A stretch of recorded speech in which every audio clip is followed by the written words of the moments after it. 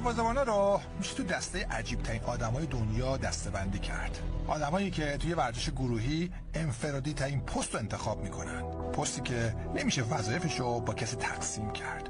نمیشه برای پوشوندن ضعفاش رو کس دیگه‌ای حساب کرد. نمیشه حواس پرت بود و نمیشه کس دیگه‌ای رو به خاطر خرابکاریاش شماتت کرد.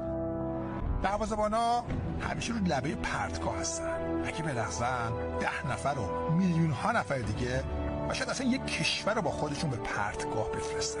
اگه هم نلغزن و همه اون آدما رو به قله موفقیت برسونن، کمتر ازشون تجلیل میشه.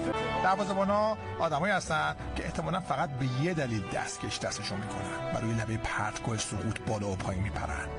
هوس انجام کاری که هیچ کسی جرأت انجامشو نداره.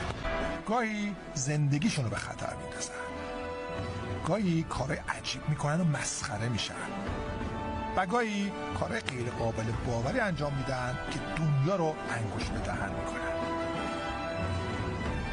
ضرب المثل معروفی هست که میگه کولرای درست حسابی بازی که باختید و مساوی میکنن و شما رو از بازی که مساوی هستید برنده خارج میکنن. این ضرب المثل تقریبا همیشه صادق و یه پیام روشن و مهم داره. همیشه به کولرها احترام بذارید.